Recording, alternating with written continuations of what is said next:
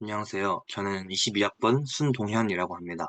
제가 이번 미니 세미나에서 발표할 논문으로는 트리플 AI 2023에 억셉된 Weight Predictor Network with Feature Selection for Small Sample Tabular Biomedical Data라는 제목의 논문입니다. 그럼 발표 시작하도록 하겠습니다.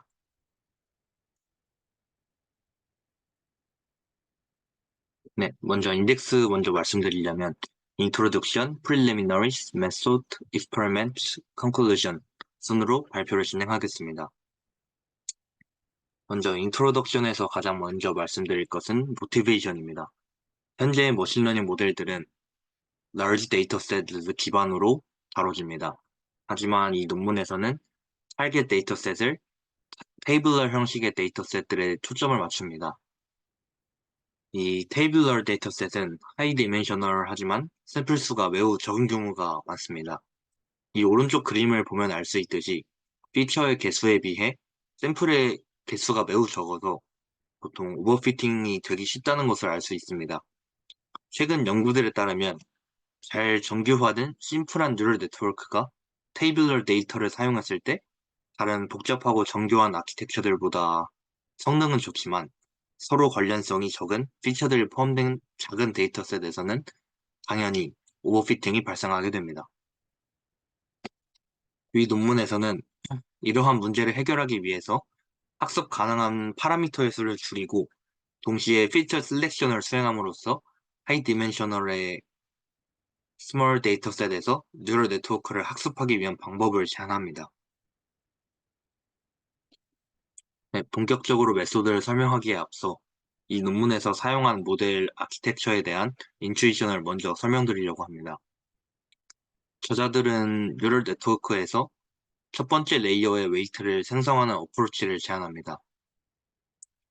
웨이트 매트릭스인 W1을 직접 학습하는 대신 두 개의 보조 네트워크를 사용해서 인풋 피처에 대한 웨이트를 컬럼 스페이스 단위를 구해서 콤바인하는 형식으로 진행됩니다. 첫 번째 레이어의 웨이트를 다루는 것에 초점을 맞추는 이유는 바로 하이 디멘셔널한 태스크들에서 스탠더드한 피드포워드 뉴럴 네트워크에서 학습 가능한 파라미터의 약 95% 이상이 첫 번째 레이어에 속해 있기 때문입니다.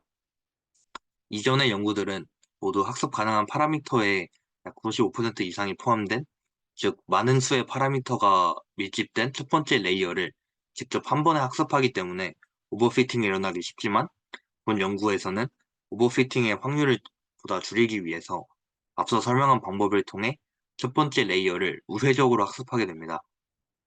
이러한 구체적인 아키텍처는 뒤에 나오는 메소드 파트에서 설명드리도록 하겠습니다.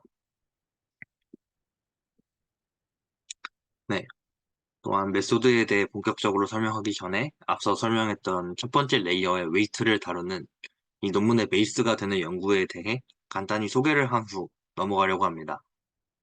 이 연구는 보조 네트워크를 사용해서 베이직한 피드포워드 네트워크의 첫 번째 레이어의 웨이트를 미리 지시해주는 다이어트 네트워크라는 연구입니다. 이러한 연구는 피처 인베딩 방식으로 히스토그램 피처 인베딩을 사용하기 때문에 디스크리트한 데이터들에 적합하고 디코더가 필요합니다. 이와 달리 본 연구에서는 컨시스턴트한 데이터도 다룰 수 있고 또한 디코더를 사용할 필요가 없으며 성능 향상의 결과를 보여주게 됩니다. 그럼 이제 메소드에 대해서 설명하겠습니다. 사실 메소드에서 설명할 모델의 아키텍처는 매우 심플합니다. 이 왼쪽 그림이 본 논문의 전체적인 파이프라인이라고 생각하시면 됩니다. 먼저 A 박스 부분에서 모든 피처에 대해 피처 인베딩을 계산합니다. 그 후 앞서 말씀드렸듯이 웨이트 프레딕터 네트워크와 퍼시티 네트워크 이 두 개의 보조 네트워크를 사용해서 웨이트 매트릭스를 계산하게 됩니다. 웨이트 프레딕터 네트워크는 각 피처 인베딩을 웨이트 벡터에 매핑하게 되고 스퍼시티 네트워크는 각 피처 인베딩을 0에서 1 사이의 스칼라 값인 S로 매핑합니다. 이 S는 글로벌한 피처 임포턴스 스코어를 나타내는데 이것은 각 피처가 전체 데이터상에서 얼마나 중요한 부분인지에 대한 스코어라고 생각하시면 됩니다. 조금 더 쉽게 설명하자면 이 스코어가 1이면 웨이트는 그대로, 아니 그러니까 스코어가 0.5면 0.5 곱하기 웨이트, 스코어가 0이면 그 웨이트를 무시할 수 있는 것입니다. 이렇게 계산된 웨이트 매트릭스는 오른쪽 MLP의 첫 번째 레이어에서 그대로 사용하게 됩니다. 그럼 이제 트레이닝 로스에 대해서 설명드리겠습니다. 이 트레이닝 로스는 크로스 엔트로피 로스의 평균과 스펄시티 로스를 단순히 더한 것으로 표현됩니다. 여기서 중요한 것은 스펄시티 로스인데요. 이 스펄시티 로스는 스펄시티 네트워크를 통해 나오는 피처 임포턴스 스코어의 합을 의미합니다. 이 스코어 로스를 단순히 추가한 것은 스몰 데이터셋에서 피처 셀렉션 부분에서 매우 파워풀합니다. 이러한 이밸루에이션 결과는 익스퍼리먼트 파트에서 보여드리도록 하겠습니다. 그럼 이제 익스퍼리먼트에 대해서 설명하도록 하겠습니다.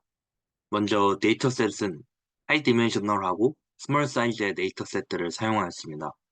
이밸루에이션으로는 크게 클래시피케이션 퍼포먼스, 트레이닝 비헤이비어, feature importance and interpretability로 나눠서 보여드리겠습니다.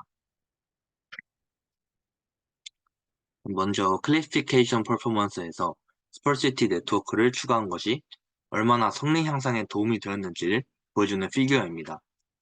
스펄시티 네트워크를 사용하지 않았을 때보다 얼마나 테스트 어쿠러시가 향상되었는지를 나타내는 표이고, 항상 스펄시티 네트워크를 사용한 것이 좋은 퍼포먼스를 보여준다는 것을 이 피규어를 통해 알 수 있습니다. 다음으로는 9개의 테이블러 바이오메디컬 데이터셋을 사용한 서로 다른 8개의 베이스라인 연구들과 퀀티테이티브 리절트를 보여주는 테이블입니다. 정확도로 성능을 이밸루에이션 하였고 랭크를 매긴 곳으로 이 논문의 모델인 WPFS가 가장 좋은 성능을 보인다는 것을 확인할 수 있습니다. 다음은 두 개의 데이터셋을 사용해서 MLP와의 트레이닝 비헤이비어를 이밸루에이션 하는 내용입니다. 이 피규어에서 볼 수 있듯이 MLP는 밸리데이션 로스가 수렴하게 되면 트레이닝 로스가 빠르게 발산해서 높은 확률로 오버피팅 되는 반면 이 논문의 모델인 WPFS는 트레이닝 로스와 밸리데이션 로스가 비슷한 경향성을 보여주는 것을 바로 확인할 수 있습니다. 네, 마지막으로는 이제 어블레이션 스터디에 가깝다고 할 수 있는 펄시티 로스의 하이퍼 파라미터 람다의 크기를 조절해서 선택하는 피처의 프리폴션에 대한 실험 결과를 보여준 것입니다. 아까 설명드렸던 트레이닝 로스에서 스펄시티 로스의 람다 값이 커질수록 피처 셀렉션의 프로포션을 줄인다.